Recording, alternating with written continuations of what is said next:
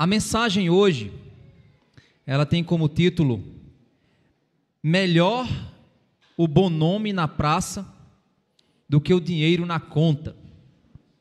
Melhor o bom nome na praça do que o dinheiro na conta. Eu sei que alguns conhecem essa frase de um pouco diferente, né? Mas eu adaptei ela aqui para uma versão gospel, para se adequar ao texto de hoje. Mas é melhor o bom nome na praça que o dinheiro na conta. Irmãos, nós vivemos em uma época maravilhosa, no que diz respeito à informação. Nós temos acesso muito fácil à informação. Quando os nossos pais iam fazer suas pesquisas, eles recorriam à biblioteca e recorriam às enciclopédias. Hoje nós temos acesso à informação muito rápido, muito fácil.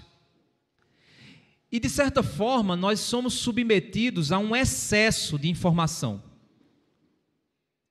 Ao mesmo tempo que esse excesso de informação nos afeta negativamente, a grande oferta de informação é uma bênção para quem deseja se informar.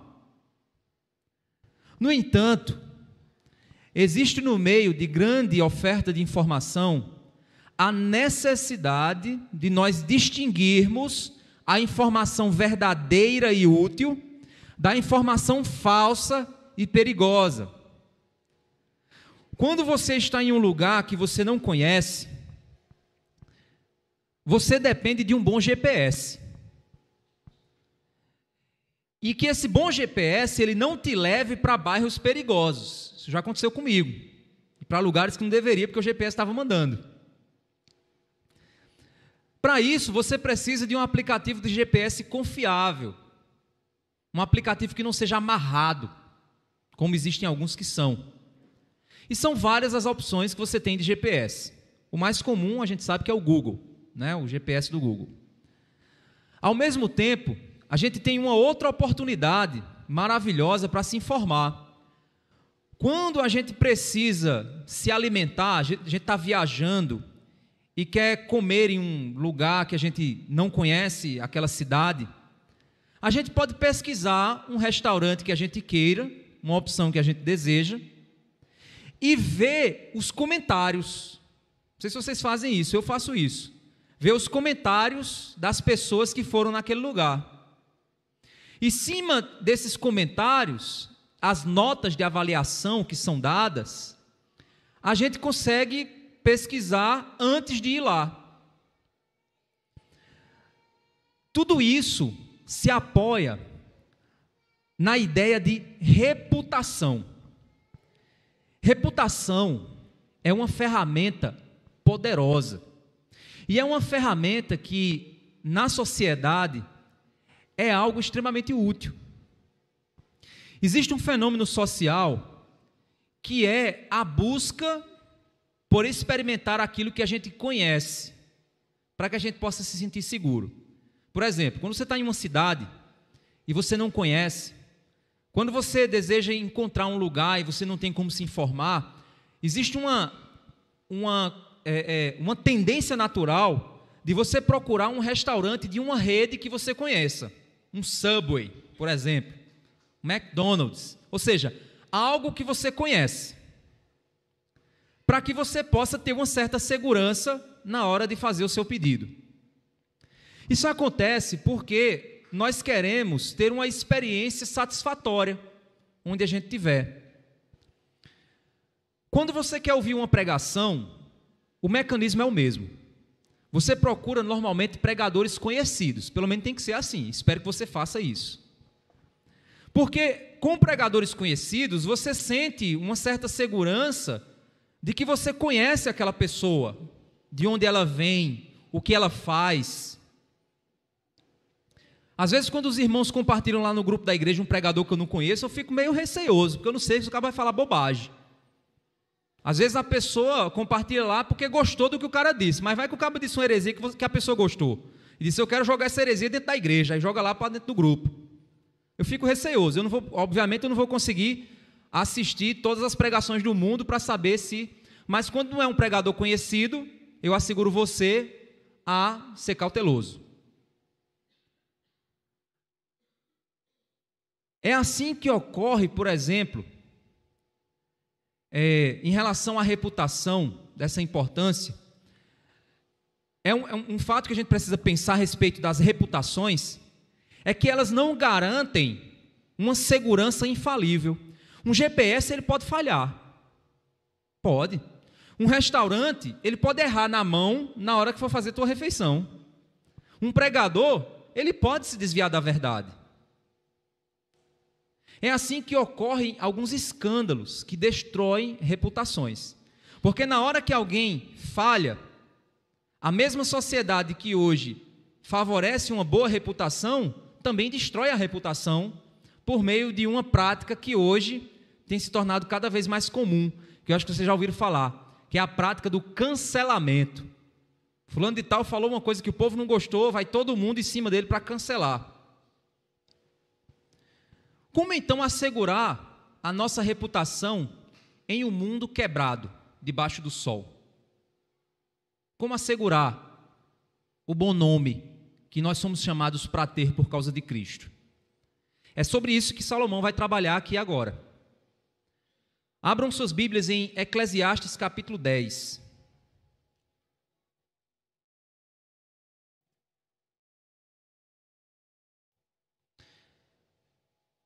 Eclesiastes está caminhando para o fim.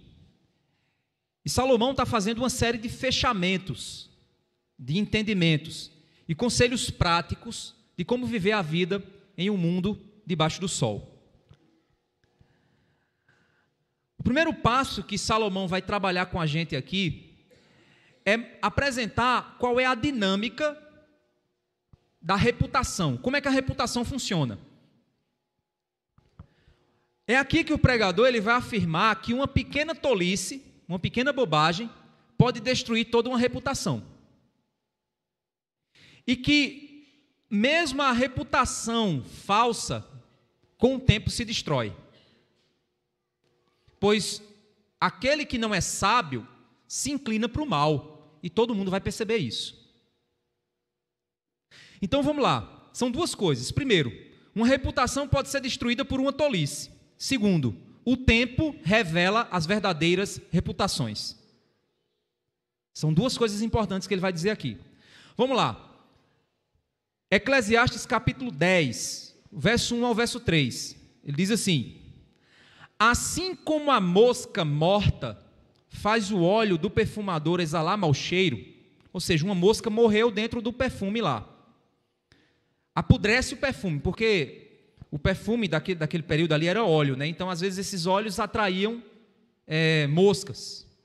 E aí, a mosca caía dentro daquele frasco, apodrecia completamente aquele óleo. E fazia agora aquele perfume exalar mau cheiro. Então, assim como uma mosca que cai dentro de um frasco de óleo destrói o óleo, ele continua fazendo a comparação. Assim também, uma pequena tolice pode ter mais peso do que a sabedoria e a honra. Ou seja, o verso primeiro ele está dizendo que uma pequena tolice pode destruir uma reputação. Você pode passar a sua vida inteira fazendo coisas maravilhosas, mas se você cometer uma falha, você pode destruir seu nome, sua família, sua empresa, tudo, por causa de uma bobagem, por causa de uma tolice. Você pode destruir seu casamento por causa de uma aventura. Você pode destruir seu emprego por causa de apenas uma decisão equivocada. Você pode destruir sua vida por causa de uma escolha irada no meio do trânsito. O verso 2 e o verso 3, ele vai dizer o seguinte: o coração do sábio se inclina para o bem, mas o coração do tolo se inclina para o mal. É interessante que Provérbios diz que a tolice ou a estutícia está ligada ao coração da criança. A criança, ela tem uma tendência natural a amar a maldade. Não, o meu bichinho não tem não. Tem sim. Tira o brinquedo dele para você ver se ele não fica vermelho de raiva, de ódio. Será que ele não é egoísta? Será que ele não vai mentir? Será que ele não mente? Será que ele não tem tendência a querer fazer que seja feita a vontade dele, tanto na terra como no céu? Será que ele não é assim? É claro que ele é assim. É um pequeno pecador. E é interessante que o texto diz que a vara da disciplina o desviará dele. Ou seja, o único remédio para a tolice no coração da criança é a chinelada. Existe um fiozinho que liga a poupança ao coração. Chegou na poupança, pá! Aí o coração desconecta. Estou falando de violência, viu? Obviamente. Mas aqui diz o seguinte, que tem pessoas que, já que todo mundo está inclinado naturalmente à tolice, quando essa tolice não é tratada, a pessoa cresce tola. Adolescentes tolos, que não se preocupam com o seu futuro, que não estudam, que não exercem responsabilidades, ou seja, que não estão preparados para a vida. Se a tolice não foi tratada pelos pais no coração daquele jovem, ele vai crescer um adulto tolo, naturalmente inclinado para a tolice, para a loucura, para a vagabundagem. Vai acontecer. E aí ele vai afirmar que existe uma outra pessoa que adquiriu sabedoria. E esse sábio, esse que passou a entender a verdadeira dinâmica da vida, o verdadeiro sistema debaixo do sol, esse jovem que se tornou um adulto sábio, o seu coração vai se inclinar para querer fazer o que é correto, apesar de que sua carne vai desejar o que é errado. Mas ele sabe que o errado é errado. Ele não brinca com o errado, ele não brinca com fogo, porque ele sabe que vai se queimar. Então ele começa agora a definir basicamente dois tipos de pessoas. Aquele que se entrega por prazer e brinca com fogo, e vive brincando com fogo, e aquele que por sabedoria não, apesar de que sua carne pode até desejar o pecado, mas ele não quer se entregar ao pecado. É isso que no final de Provérbios, lá em Provérbios, acho que capítulo 30 ou é 31, a mãe de Lemuel, do rei, diz assim: não é bom para o rei colocar vinho em sua boca, porque o vinho pode capturar o coração do rei. E se ele ficar bêbado, ele vai fazer tolices. E essas tolices vão destruir a reputação dele. Ele sabe o peso disso. Ele sabe o tamanho da responsabilidade que ele carrega. Então ele não vai andar vacilando por aí. O que é que eu quero dizer? É que, ao caminhar na vida, nós construímos uma reputação com o tempo. No entanto, é muito natural que a reputação daqueles que se inclinam para a sabedoria seja uma boa reputação, mas os que se inclinam para a maldade seja uma reputação de perversidade. Mas aí essa pessoa pode ser hipócrita. É o que ele vai dizer agora no verso 3, olha só. Quando o tolo vai pelo caminho, falta-lhe o entendimento. Ou seja, quando o tolo vive a vida, ele não entende que ele está se colocando em risco, ele não entende que ele está brincando com fogo, ele não entende porque ele não foi ensinado pelos pais dele. Minha mãe vivia dizendo para mim, minha mãe e meu pai: cuidado com as amizades, cuidado com as amizades, cuidado com as amizades, cuidado com as amizades. Na minha pré-adolescência eu fui inventado de me envolver com pessoas que não prestam. Primeira vez na minha vida que eu fui parar no serviço de orientação educacional. Cheguei em casa, meu pai me deu um sermão que até hoje eu tenho vergonha, quando eu lembro. Meu filho, a gente lhe ensinou isso? Você já viu alguma coisa dessa na minha vida? Pronto, ele foi pior do que uma pizza. Mas é interessante que, enquanto eu era avisado, e aí, o que é que aconteceu? Eu lembrei que meus pais viviam dizendo: cuidado com a amizade, cuidado com a amizade, cuidado com a amizade. Eu me dei mal e aí disse: Eles tinham razão. Eles tinham razão. Quando o tolo vai pelo caminho, falta-lhe entendimento. Ele anda sem saber, ele anda brincando com fogo, ele anda achando que o céu é aqui, ele anda achando que a vida é uma festa, uma farra, é uma brincadeira. Ele acha que é assim. É a juventude que a gente tem hoje. Jovens que se colocam em risco porque acham que eles são inquebráveis, que eles são indestrutíveis. O tolo anda pelo caminho, mas falta-lhe entendimento. E assim mostra a todos que é mesmo um tolo. Mostra a todos que é mesmo um tolo.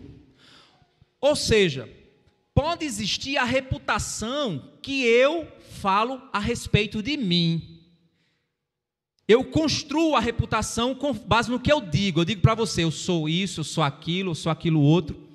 Por mais que alguém afirme sobre si que é um sábio e crie uma falsa reputação social, o tempo vai revelar o que de fato ele é. Por isso que Paulo diz, não imponhas as mãos sobre o neófito. Ou seja, não torne o novo convertido um pastor. Olhe para um jovem que tem reputação de tempos. Olhe para a juventude muito antes dele achar que poderia ser. Porque a reputação se constrói com o tempo, a sabedoria se expõe com o tempo. O tempo vai revelar. Nessa era da internet, existem muitos pastores se dizendo pastores, afirmando coisas acerca de si mesmos, ou apenas assumindo um testemunho público digital. Ninguém sabe o que ele é de fato. Você pode saber que ele é um bom pregador. Você pode ouvir uma pregação do cara e dizer, poxa, ele prega bem. Mas você não sabe se ele é um pastor mesmo. Porque pastor cuida de ovelha. E só se você for ovelha dele, ou se você conhecer uma ovelha daquele pastor, é que você vai saber se ele é um bom pastor. Mas na internet o PR está lotado. Muitos influenciadores jovens, pastores jovens aí, PR na frente. E os jovens abrem o coração para esses caras. Mas eles são pastores mesmos? Ou são treteiros de internet? Eles podem afirmar o que for sobre eles, mas você não conhece eles.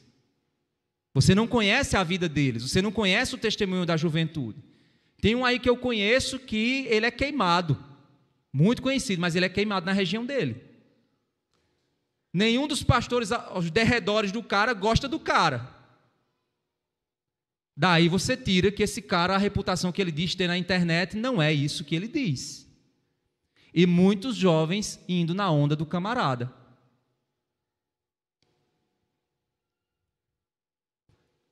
Apenas as pessoas que convivem com ele é que podem afirmar quem ele é. Como é que ele anda, como é que ele vive.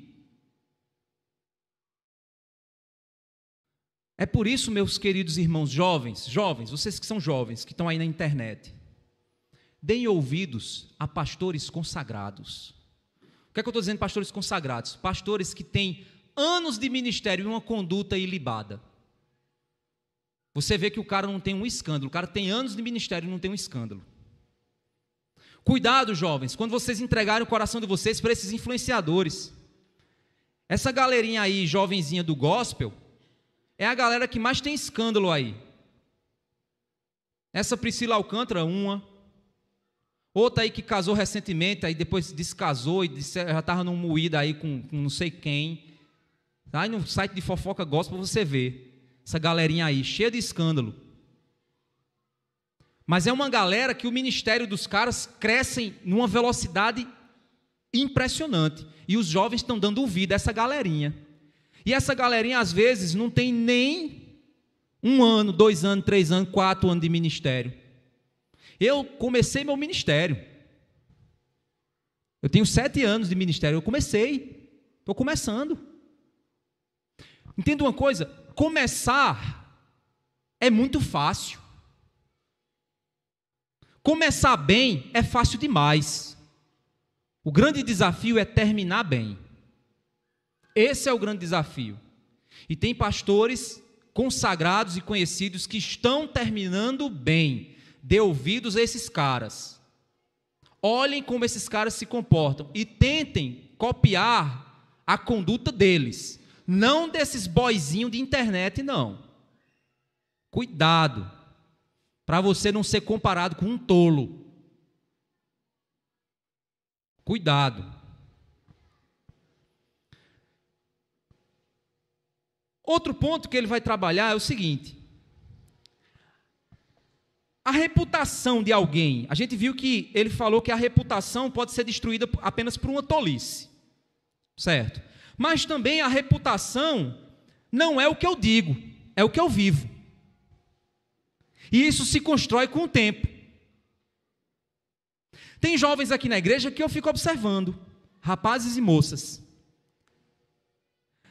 Deixa eu dizer para vocês uma coisa que eu já observei, eu já conversei até com outros pastores e disse, eu penso isso, e eles disseram, não, realmente você tem razão. Deixa eu dizer para vocês sobre jovens. Existem 4 momentos na vida de um jovem, eu já falei isso para a diretoria, existem 4 momentos na vida de um jovem que provam quem ele é de verdade. Primeiro é namoro. Começou um namoro, fica olhando ele. Se ele crescer mais ainda, ele tem futuro. Se o namoro derruba ele, indício de tolice. Segundo momento na vida dele. Depois do namoro, o segundo momento é quando entra na faculdade. Ou quando arruma um trabalho. Ou seja, quando arruma o que fazer. Vamos dizer assim.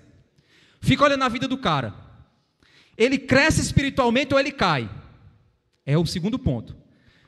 Terceiro momento, extremamente importante na vida de um jovem, quando ele casa. Tem uns que casam e, cresce espiritualmente. Você vê, fazendo a obra de Deus. Tem outros que casam, some, desaparece, cai, declina. Quarto momento, quando nasce o primeiro filho. São 4 momentos extremamente importantes na vida de um jovem. E o jovem que conseguir crescer passando pelos 4, pode ter certeza, vai ter futuro para a glória de Deus. Quando eu digo vai ter futuro, não é que ele vai morrer, não. É que você vai ver um bom homem de Deus e uma boa mulher de Deus. Pode olhar para a vida deles, esse aí vai ser um exemplo no futuro, vai ser um líder. Vai ser uma líder. É isso que você... Guarda isso no coração de vocês. E você, jovem, guarda no coração. Qual dessas 3, 4 fases você está? Faz essa avaliação. Faz essa avaliação. Qual das 4 você está? Como é que você reage diante delas? São pontos. Certo? Reputação se constrói com o tempo. Mas a reputação vai garantir que eu não vou errar? Não. Não vai. Olha só que interessante. Salomão, ele vai citar um erro cometido diante de uma autoridade. Eu fiquei me perguntando, eu disse, rapaz, Eclesiastes é um desafio de interpretação. Porque você fica dizendo, que tem a ver isso com aquilo? E aí você vai para tentar achar. A nossa sociedade hoje, ela gira em torno da reputação das mídias. Certo? A sociedade de Salomão, a reputação girava em torno da percepção que o rei tinha a seu respeito. Era assim que se girava a sua reputação. Se o rei olhasse para você e dissesse, caba bom, você crescia. Se o rei olhasse para você e dissesse, caba ruim, você caía. Então a sua reputação era medida pelo que o rei pensava de você. Isso na cultura do período ali de Salomão. Então Salomão, ele vai citar um erro cometido diante do rei. Você está lá, servindo ao rei, cometeu um erro. E agora? A gente vê isso presente, isso muito presente na vida, por exemplo, de Daniel e seus amigos. A reputação dele aos olhos do rei Nabucodonosor. A gente vê José do Egito. a reputação dele aos olhos daqueles homens que eram líderes. A gente vê Moisés, a reputação dele diante dos olhos do rei. Ou seja, se você observar na Bíblia, existiam muitos jovens que a reputação deles era avaliada pelo rei, quando Deus queria usar. É diante disso aqui, imagina, mesmo que você caminhe com sabedoria, pode ser que você vacile na presença do rei. Aí você diz, mas não tem rei hoje? Você pode vacilar na presença do seu chefe, você pode vacilar na presença dos seus pais, que são autoridade sua, você pode vacilar na minha presença como liderança da igreja. Você pode vacilar. Você não pode vacilar? Pode, vai vacilar, mesmo que você construa. Quando isso acontecer, a sabedoria deve guiar a forma de você agir. Olha só, verso 4. Se aquele que governa ficar indignado contra você, ou seja, você vacilou, o cabo ficou com raiva. Como é que pode, rapaz, fazer isso? Não deixe o seu lugar, porque o ânimo sereno acalma grandes ofensas.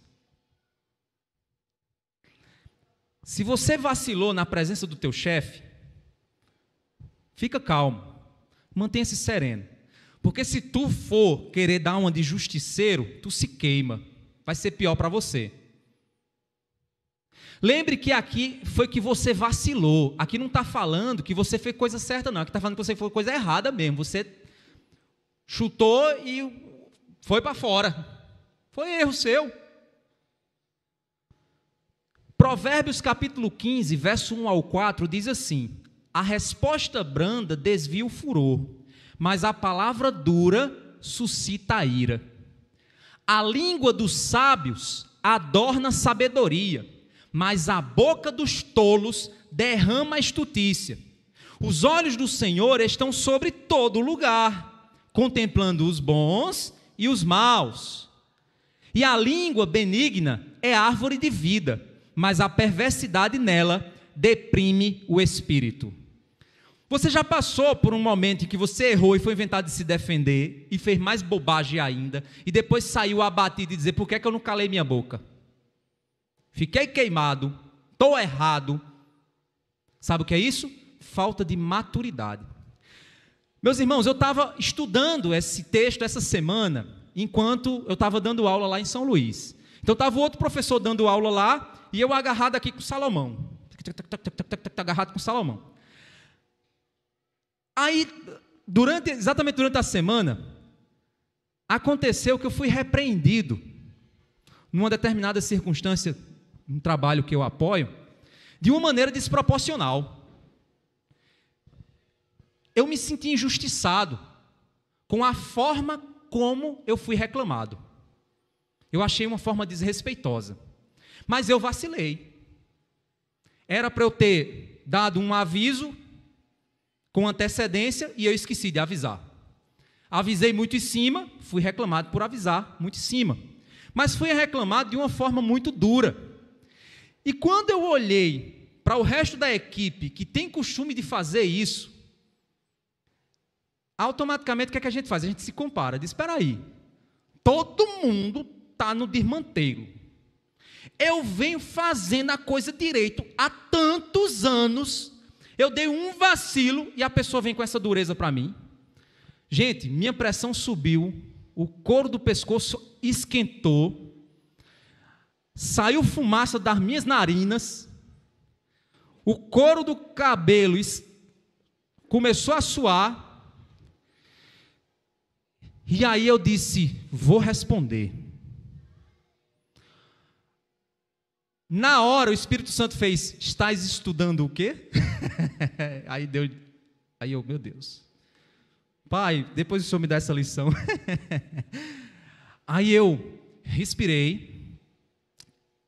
Aí teve uma hora lá que eu disse, irmãos, dê licença aí, saí para tomar um ar. Gente, eu fui tomado de uma raiva, que eu acho que fazia tempo que eu tinha uma raiva dessa. Eu disse, eu vou morrer de coração agora. Gente, eu engoli minha raiva e disse assim, eu peguei a fera que havia dentro de mim, enjaulei ela e disse assim, você só vai sair daqui quando você ficar mais calmo. Aí eu mantive Esfria a cabeça, diz: Senhor, me ajuda. Mas ficou aquela coisa, Satanás fica, né? Vai, responde, tu vai deixar tua honra ser desonrada, mas olha só, olha o teu histórico, olha o que tu faz, e tal, e tal, e tal, olha toda a tua entrega, como é que você pode? Não, e eu, para trás de mim, Satanás, para trás de mim, Satanás, tu não sabe das coisas de Deus, tu não sabe das coisas de Deus, até que eu acalmei, aí disse: agora eu vou dar a resposta. Aí eu respondi assim: me perdoe pelo meu equívoco, das próximas vezes eu vou ficar mais atento a isso, obrigado pelo feedback. Gente, eu fiquei tão feliz por ter respondido assim. Eu disse assim: Jesus pode me levar para o céu. Eu estou feliz demais. Você já deu uma resposta que você depois se arrependeu? E você disse: meu Deus do céu. Gente, você pode destruir uma reputação por causa de uma atitude boba, tola.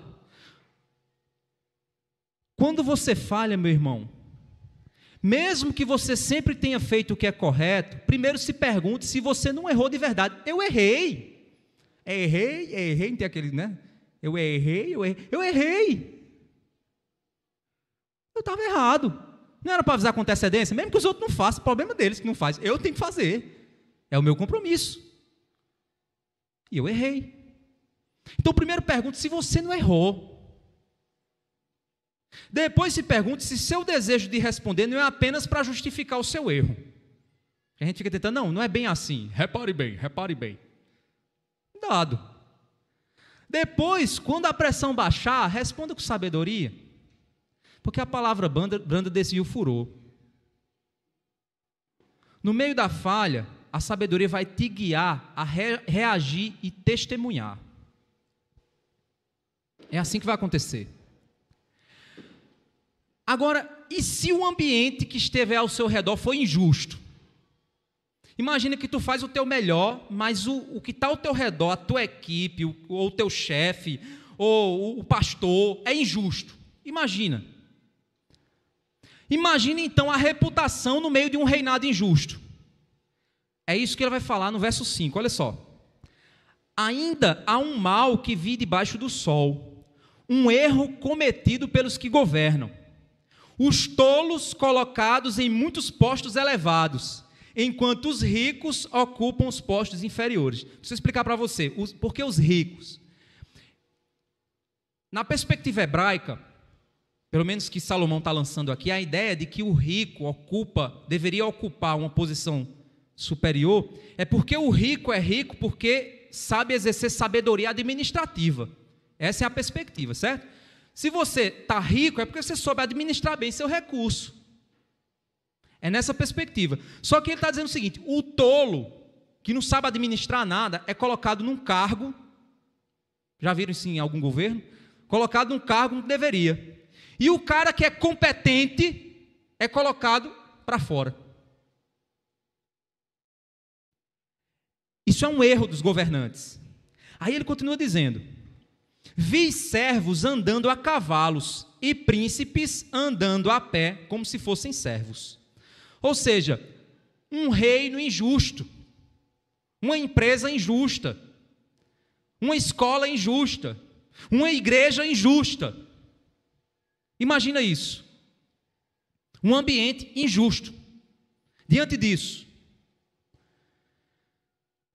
se os governantes forem justos, se o meu chefe for mau, se meu esposo for um líder ruim na nossa casa, se a minha esposa não reconhecer todo o meu esforço como marido na tentativa de liderar, se meus pais forem duros comigo, se o pastor da igreja for injusto,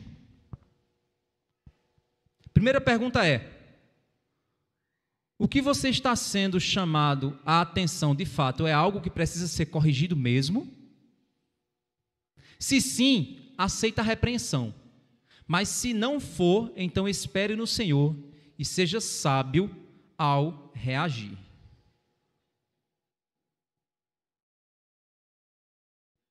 Abram as Bíblias de vocês em Provérbios 12. Olha, vai lá em Provérbios 12, é só voltar, é um livro atrás. Provérbios 12, verso 1. Ele diz assim: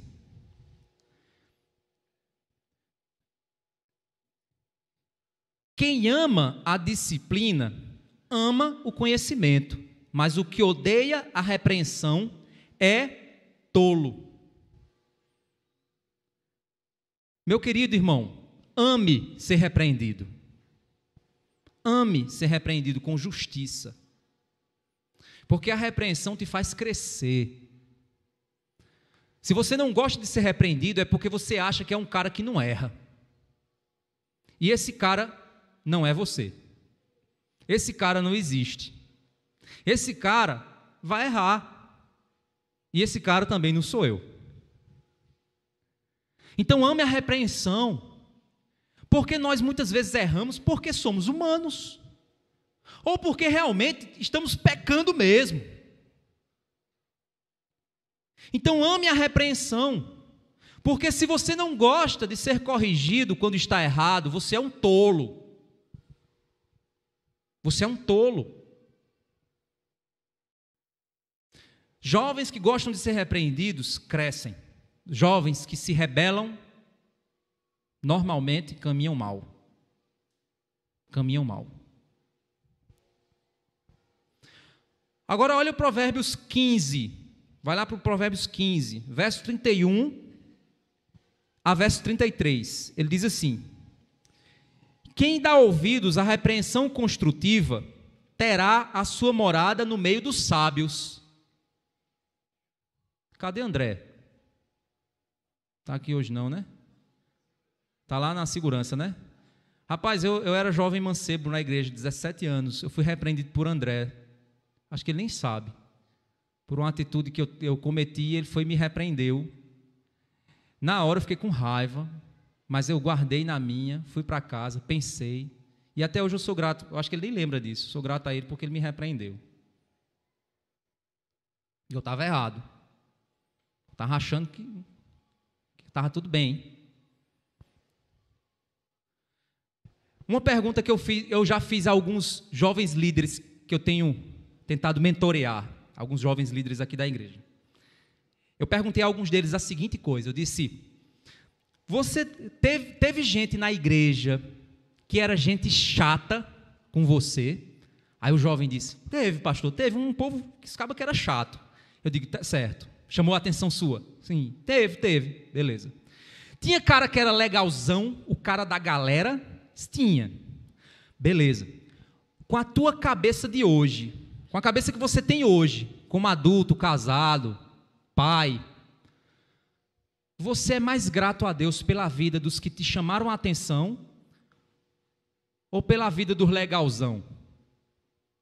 Eu tenho certeza que você é mais grato a Deus pela vida dos chatos do que pela vida dos legais. O cara da galerona, isso aí, galera, bora. Essa galera, meu amigo, esses caras não gostavam de você. Eles gostavam de si mesmos. Eles queriam usar você para bater palmas para eles. Agora o cara chato, ele gostava de você, porque ele estava disposto a receber o teu olhar de raiva para ele, mas te colocar no caminho correto.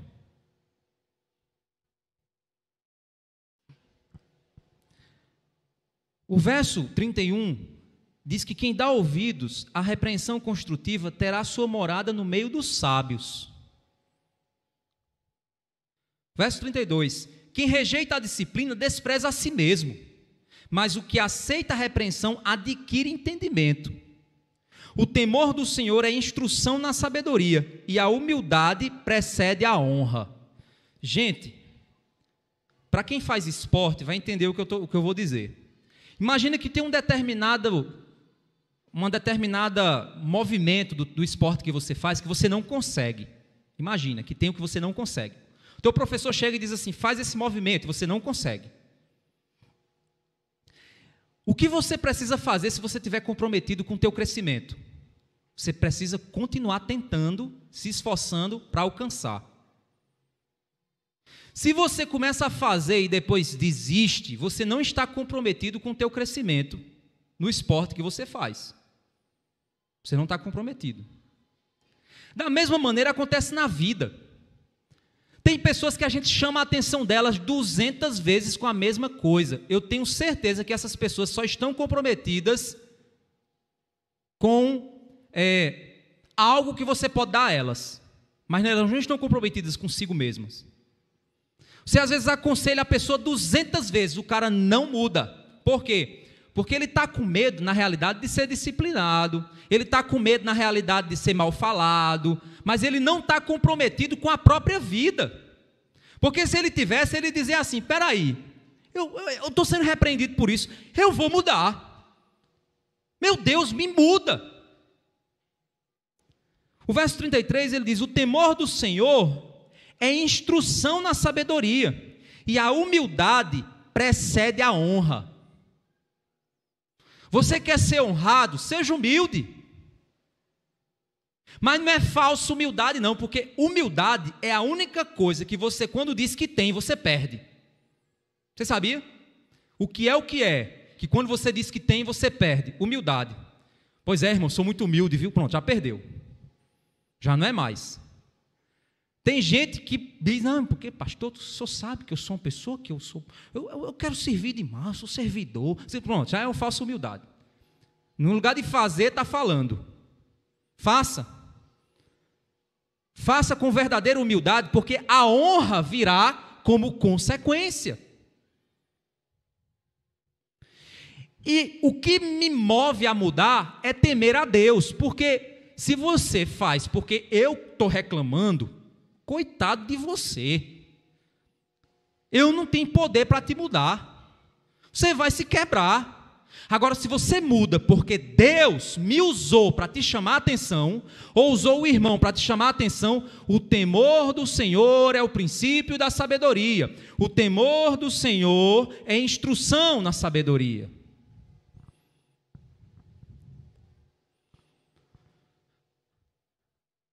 E aí, Provérbios 15, do verso 1 ao verso 4, ele diz assim, você está em Provérbios 15, né? A gente estava agora em Provérbios 15.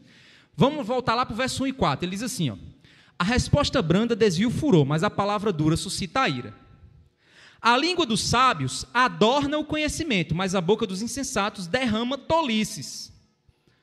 Olha o contexto agora.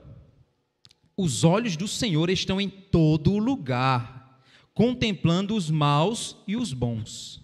Vamos lá. Imagina que você foi repreendido injustamente. Você não fez o que a pessoa está dizendo. Você foi repreendido injustamente. O que o texto está dizendo é o seguinte: meu irmão, descansa, porque os olhos do Senhor estão contemplando os bons e os maus. Se o que você fez foi maldade, pode ter certeza que vai pesar a mão de Deus sobre você.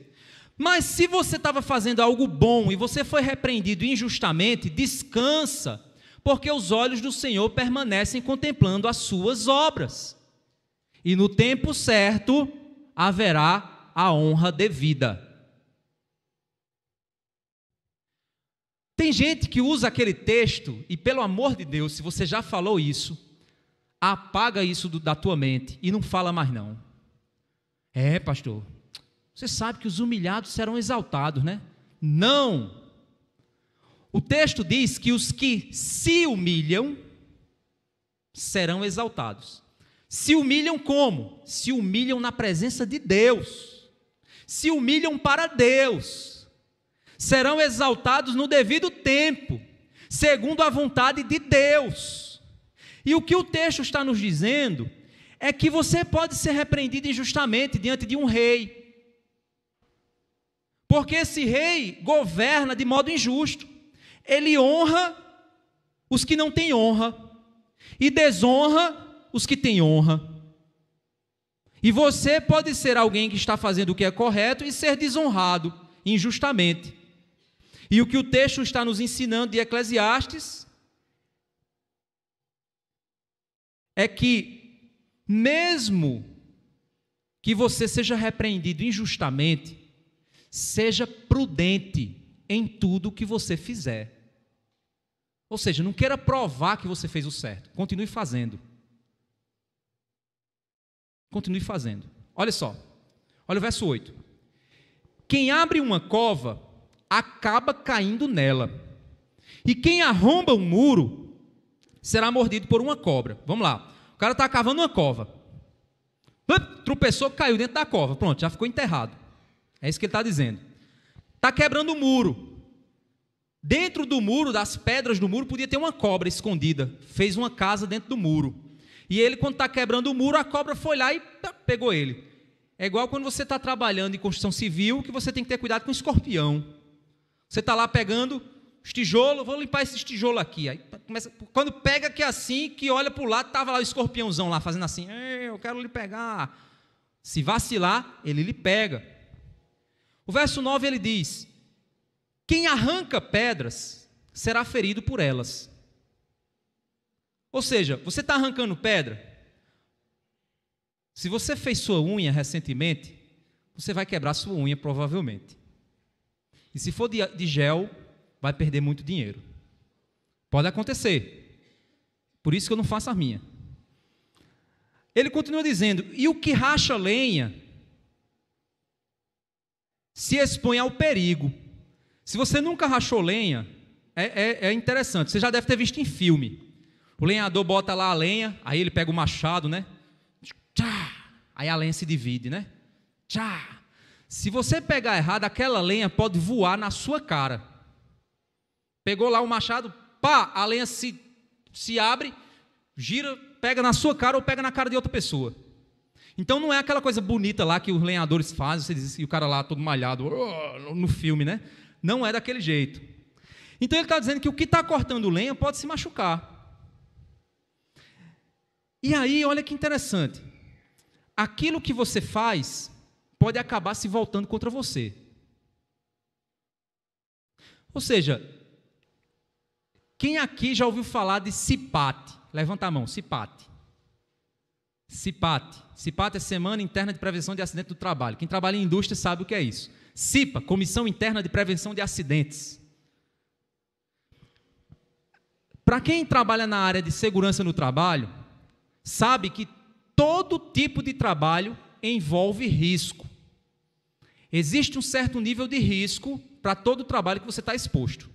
Riscos ergonômicos, riscos químicos, riscos biológicos, riscos de acidente físico. São vários os riscos.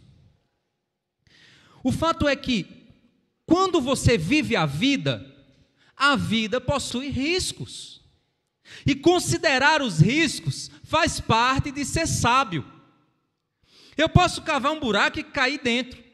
Eu posso quebrar um muro e uma cobra me pegar. Eu posso partir uma lenha e a lenha voar na minha cara. Ou seja, algo pode acontecer fora do meu controle. Eu tenho que ter consciência disso. Por que ele fala sobre sabedoria? Porque o verso 10 ele vai dizer o seguinte, ó.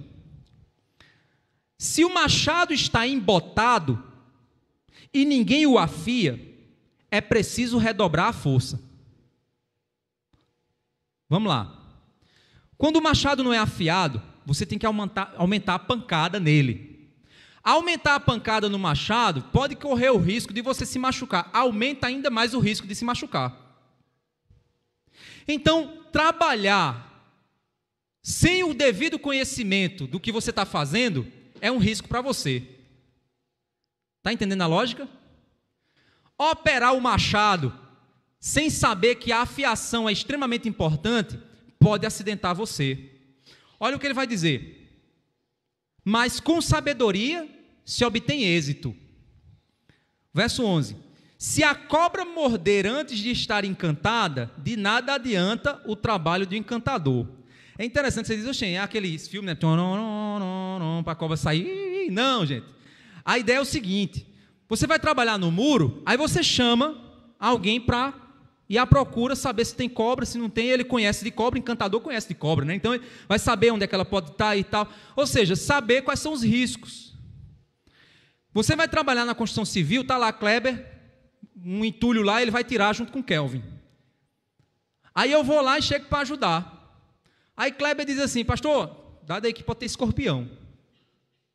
Mas eu fui lá achando que não tinha nada. Mas a experiência e o conhecimento dele chegou para mim e me avisou, tem riscos aí.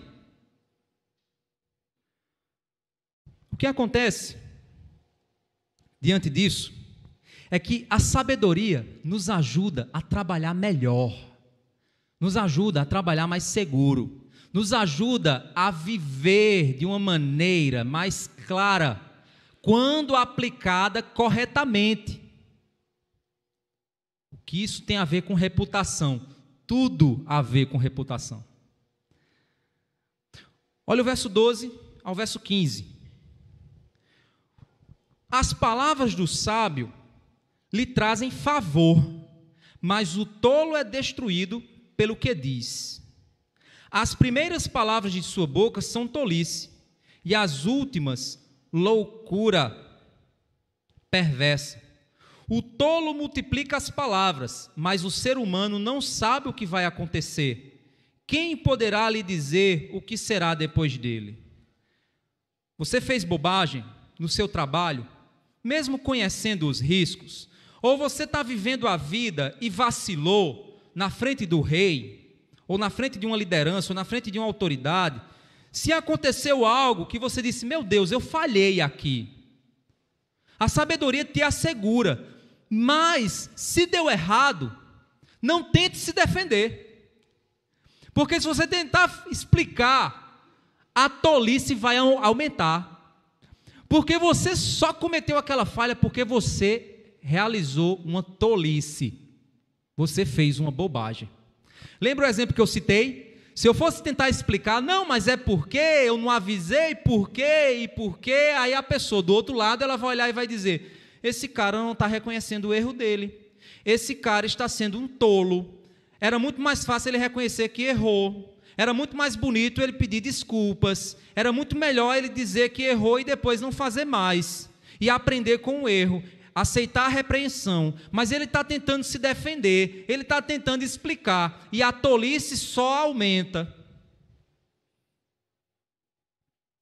Isso é humildade, é você, pá, cortou lá a madeira voou na sua cara, tá, e que foi isso? Rapaz, eu estava cortando ali, a madeira voou na minha cara, eu fui fazer uma bobagem, era para eu ter tido cuidado, e eu não tive o cuidado devido, vacilei, é mais bonito. O tolo fala tolices, e quanto mais tenta resolver pelas palavras, mais destruído se torna. O ser humano não sabe o que vai acontecer, e o tolo não sabe nem o mínimo para onde vai. Olha só que interessante, o verso 15, o trabalho do tolo o fatiga, ou seja, o trabalho do tolo cansa ele, pois nem sabe ir à cidade. É interessante, você diz, Ruth fez uma cara assim, não entendi nada.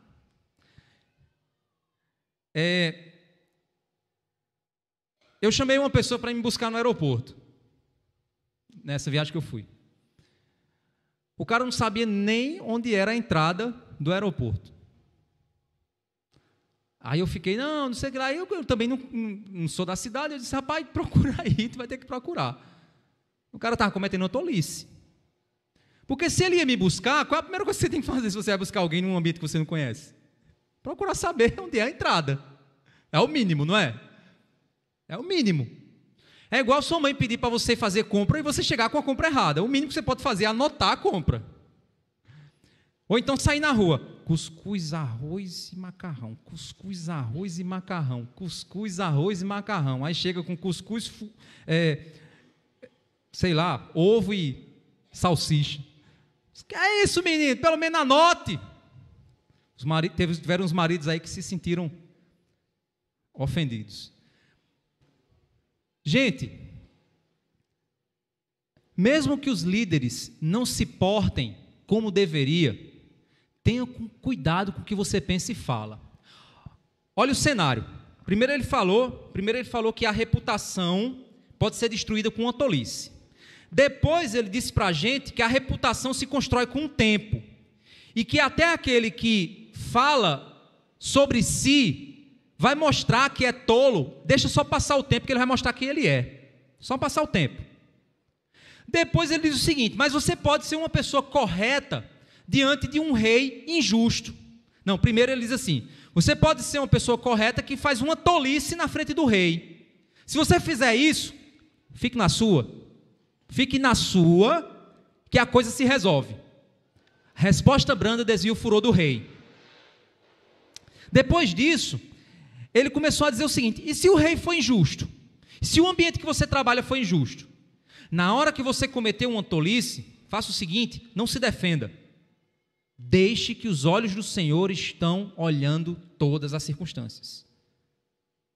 Deixa que Deus vai cuidar. Continue fazendo o que é correto e não tente se defender, porque senão você pode piorar a situação se você errou. Vamos lá. O verso 16, ele vai dizer o seguinte, do 16 ao 19. Ai de você, ó terra cujo rei é criança, cujos príncipes se banqueteiam já de manhã. Porque assim, os príncipes deveriam primeiro trabalhar, fazer sua função, exercer sua responsabilidade para depois comemorar. Mas ele está dizendo, quão é terrível a terra que o rei é uma criança, ou seja, o rei é meninão. Os príncipes festejam logo cedo, nem trabalharam, já estão festejando.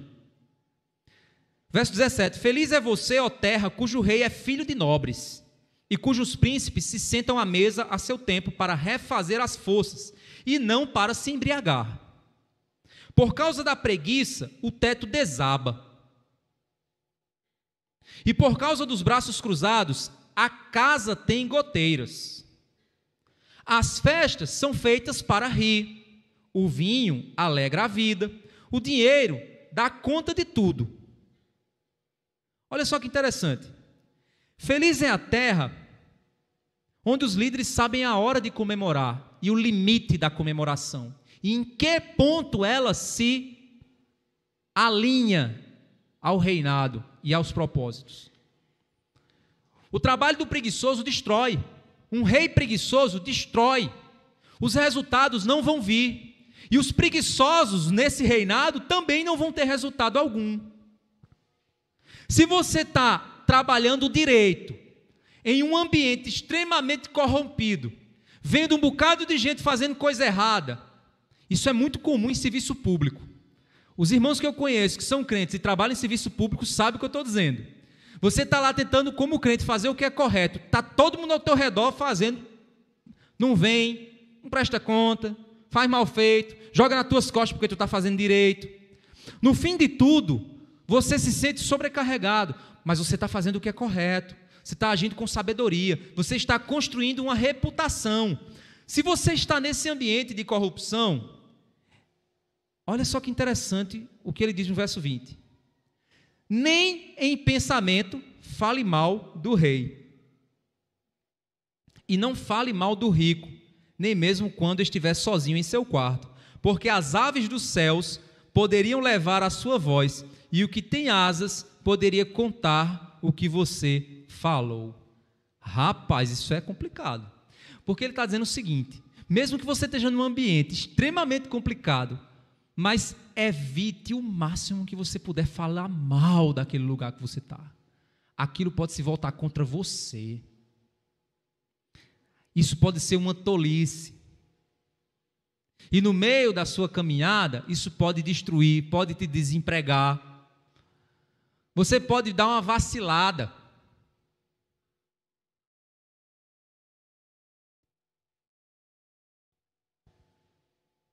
No meio disso tudo, a gente aprende que uma única tolice pode destruir a reputação. E por isso é melhor ser guiado a agir e falar com sabedoria. Depender de Deus e de sua soberania em qualquer situação. Ou seja, faça o teu. Resumindo, faça o seu. Honre a Deus com o que você faz. Faça o que é correto. E se errar, baixe a cabeça e reconheça o seu erro. E melhore. E avance. Mas entenda que Deus está olhando para os bons e para os maus. Isso, meu querido irmão, constrói uma reputação. Jesus foi o maior exemplo de submissão à vontade de Deus. Mansidão não é fraqueza. A Bíblia diz que nós devemos ser mansos. Mansidão não é fraqueza, mansidão é dependência de Deus. Jesus foi chamado de manso e humilde. Ou seja, ele foi manso por se submeter à vontade do Senhor em tudo, mesmo quando injustiçado. Ele não buscou uma autojustiça, ele buscou a justiça do alto. Nós temos sido alinhados a isso ou nós temos sido o oposto disso? Quando alguém se levanta contra nós, nós nos submetemos ao Senhor e à vontade dEle, ou a gente busca uma justiça própria? Para a gente finalizar, abram em Hebreus capítulo 11.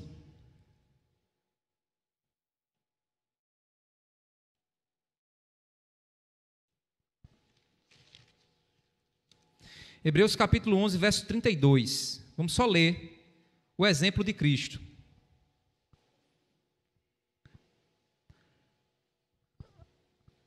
Ele vai dizer assim, 11 do 32 até o 12:3, que a gente vai ler, certo? Ele diz: E que mais direi? Certamente me faltará o tempo necessário para falar de Gideão, de Baraque, de Sansão, de Jefté, de Davi, de Samuel e dos profetas, os quais por meio da fé conquistaram reinos, praticaram a justiça, obtiveram promessas, fecharam boca de leões, extinguiram a violência do fogo, escaparam de ser mortos à espada, da fraqueza tiraram força, fizeram-se poderosos na guerra, puseram em fuga exércitos estrangeiros.